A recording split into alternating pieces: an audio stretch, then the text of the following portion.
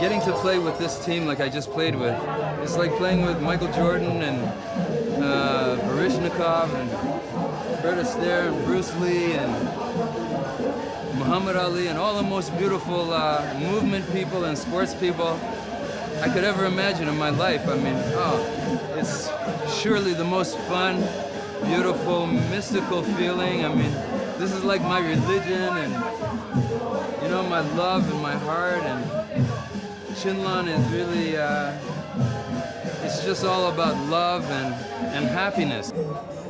Let me get a translator.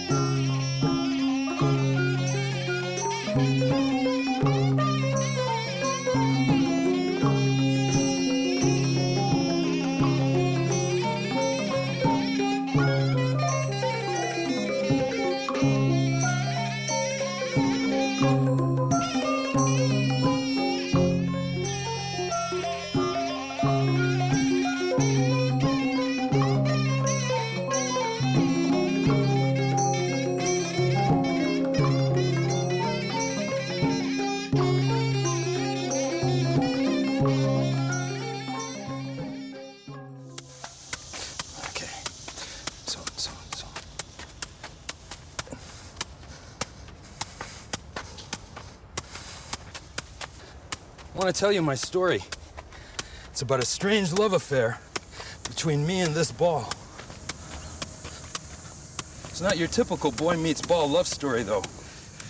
This one began about 20 years ago, and it's taken me halfway around the world a few times, and deep into a culture that's almost unknown to the rest of the world. In the beginning, it was purely physical. And then unexpectedly, it became spiritual. Anyway, I decided to make a film about it.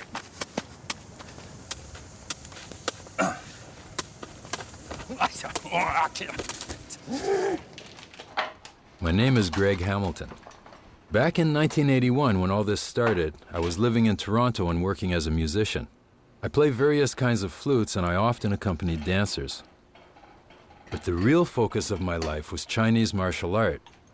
I'd been doing it for over 10 years, and I used to spend hours every day training.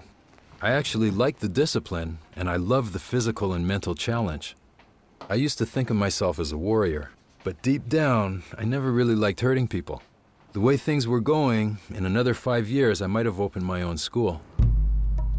But then one day I was walking through this little park near my house, and I saw this guy juggling a strange ball with his feet and knees. I'd seen people juggling soccer balls before, but this was totally different. He was using different parts of his feet, and sometimes he kicked the ball behind his back without even looking at it. It just grabbed me. It turned out he was from Burma, and he told me that the ball was used there to play this traditional game they call chinlone. I don't know why, but it was like I fell in love with the ball and how he was playing it, and I knew right then that I just had to learn how to play this. But he had told me that it was impossible to find a ball in Canada.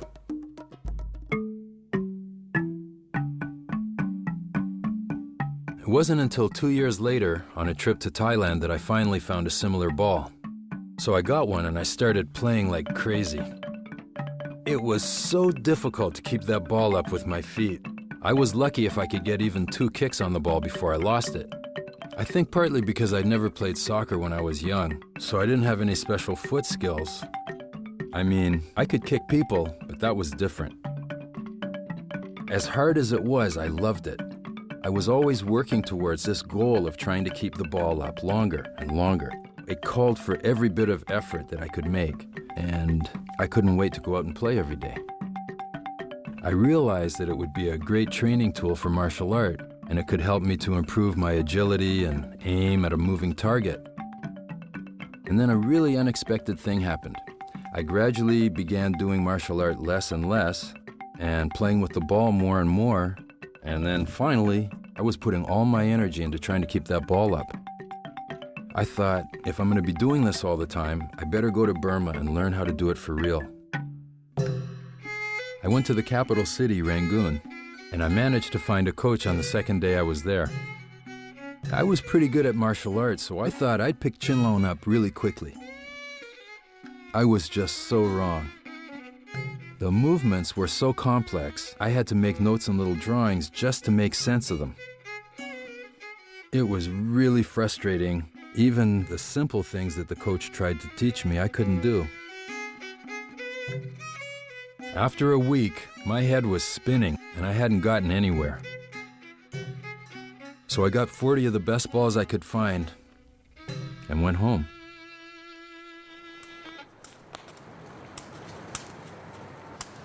I just kept right on playing for hours every day. I almost couldn't play enough. To other people, it probably looked like I was just fooling around with a ball. But for me, I really knew that there was something deep going on. I think because of how intense the focus was, it was starting to become like a kind of meditation.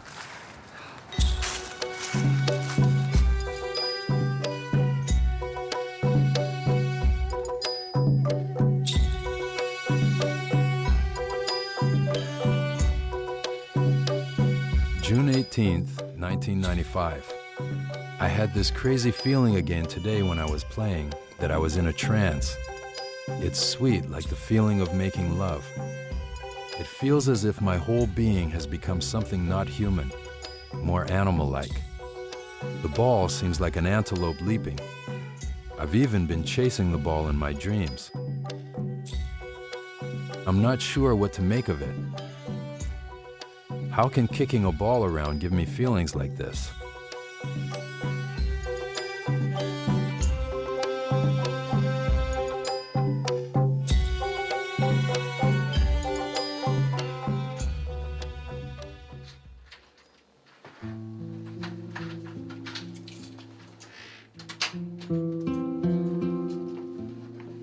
I'm Canadian, but all my life, even in Canada, people have been asking me where I'm from. My family's roots are African American, Native American, Irish, Scottish, and Spanish. But back in the 1950s, when people looked at my parents, all they saw was black and white. When I was a kid, I often heard people say that children like me were a mistake. As it turned out, my parents split up when I was quite young, and I ended up living in foster homes for years. At school, I got into fights all the time because of racism and name-calling. I had a lot of anger inside. As an adult, martial art had helped me deal with it. But after many years of training, it seemed pointless to keep refining fighting skills, especially since I didn't want to be fighting anymore.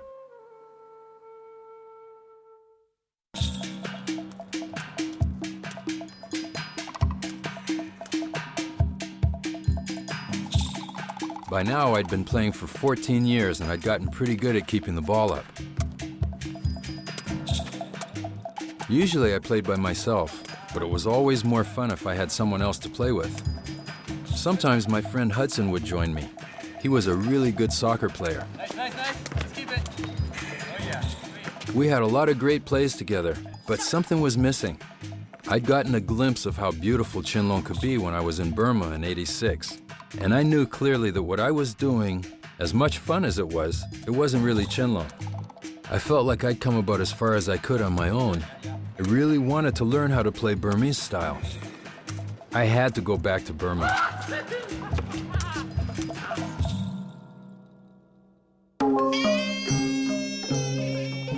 Since the last time I'd been here, the name of the country had been changed from Burma, the colonial name, to Myanmar, which is what the people had always called their country. This time I decided to go to Mandalay. It's the center of traditional culture, and it's also where the best chinlone players come from.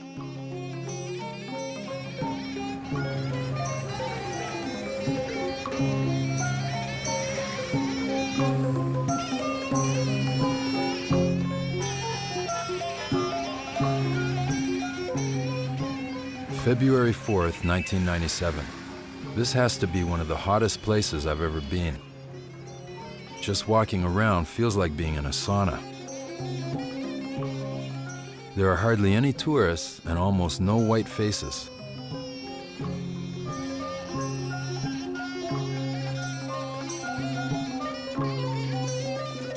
In the afternoon when it cooled off, I went out walking and saw chinlone everywhere.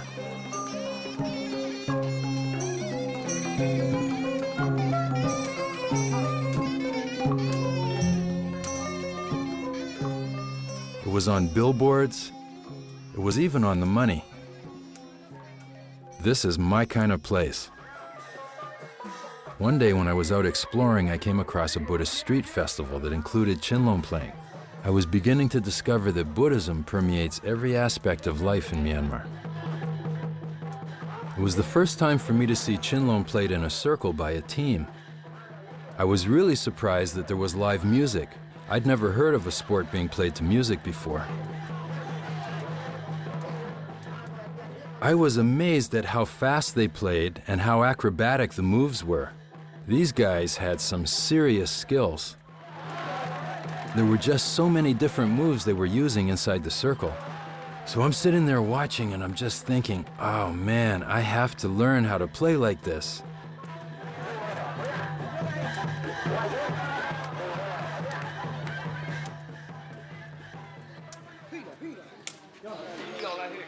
The main form of chinlone is called wine cat, which means circle play. Usually a team consists of 6 players. The players start with a hand toss, then pass the ball back and forth with their feet and knees. They take turns going into the center to solo, where they try to do as many great moves as they can. The player who solos is known as the prince or princess. The most amazing thing about chinlone is that it's non-competitive. There's no opposing team, no scoring, and no winners or losers. The team tries to keep the ball up as long as possible, but that's not enough. The real goal is to do the most difficult and beautiful moves they can. When the ball drops to the ground, it's dead. And then the play starts all over again.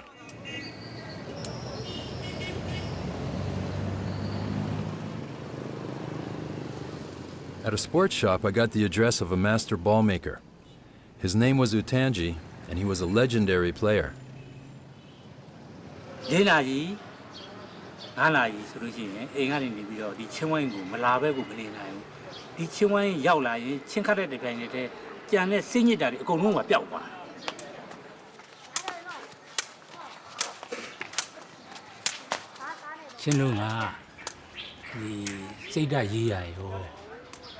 No, nobody the chow cut in the ama.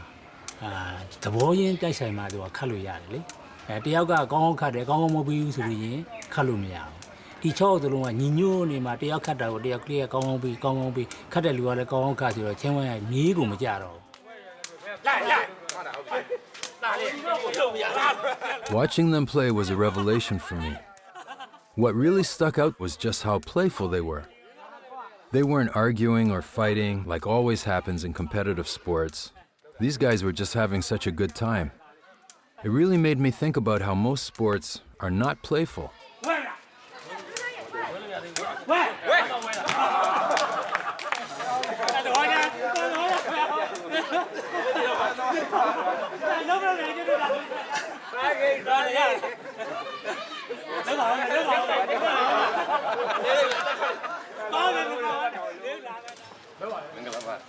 After a few days, Utanji invited me to play with him and his buddies.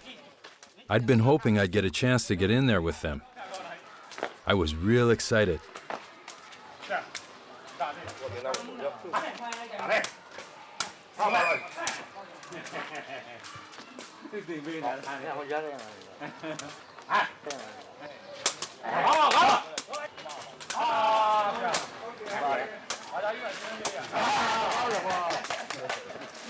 Everybody played better than me. The little kids, the girls, the old men, everybody played way better than me.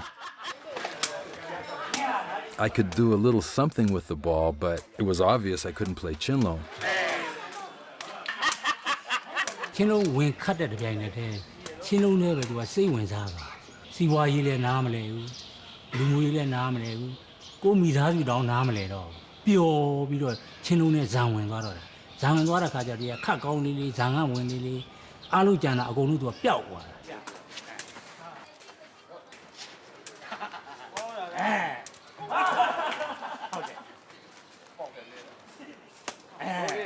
ဒီမှာထွက်လာဒီမှာထွက်လာ Not easy. Not easy. No good.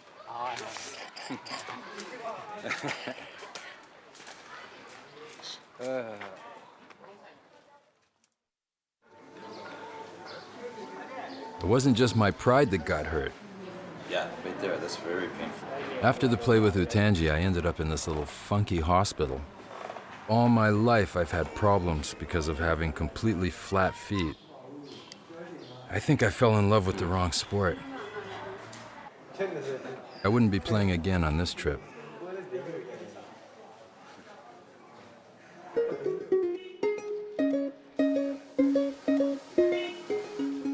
Seeing as I couldn't play, I went to Utanji's workshop to watch him making the balls. Chinlone means cane ball in the Myanmar language. The balls are made from rattan, which is this tropical vine that grows to over 500 feet in length.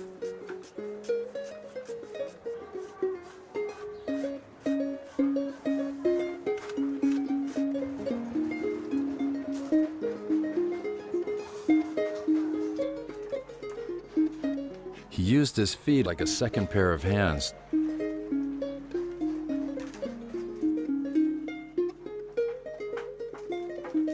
To get it pliable enough to weave into a round shape, he has to soak the rattan in water.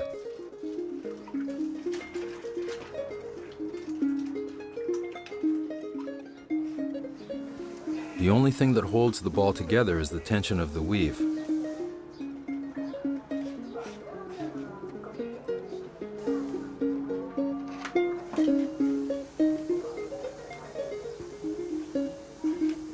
After the ball has been woven, it has to be boiled in water for about 20 minutes to soften the rattan and make the whole ball flexible enough to play well.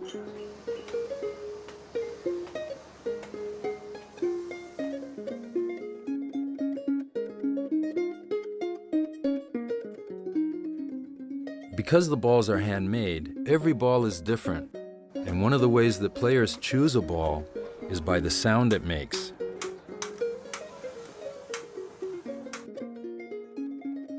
The last step in the process is to paint the balls white so you can see them better as the sun's going down.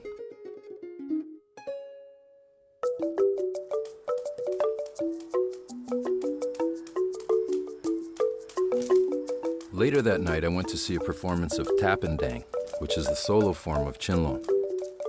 Susu Lang is the most famous solo performer in the country, and she just got down with the ball.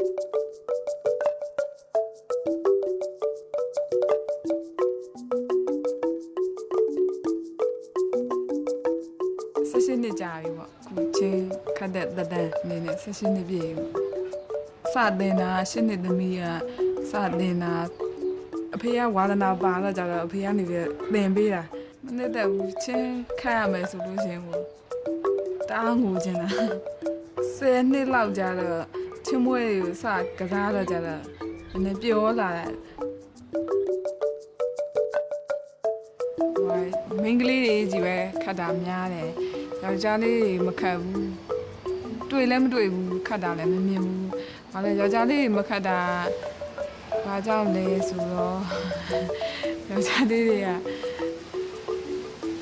စိတ်မရှိလောက်ဘူးဒီပင်တိုင်းခတ်တာဒီစိတ်တည်ငြိမ်အောင်လည်းထားရတယ်စိတ်ရှိစိတ်လည်းရှိရတယ်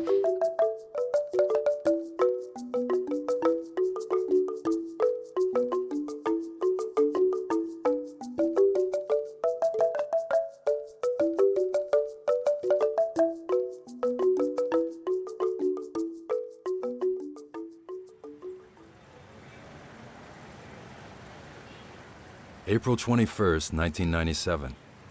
I keep seeing that beautiful young woman from the chinlone performance in my mind. I'm amazed that she didn't drop the ball even once. I came here thinking I knew pretty much what chinlone is, but after all I've seen on this trip, I realize that the essence of chinlone is not so easy to grasp. There's no competition in the usual sense of us against them. Rather than trying to win, chinlone players are trying to create beauty. So really it's like an art, but one that calls for as much individual effort and teamwork as the most competitive ball games.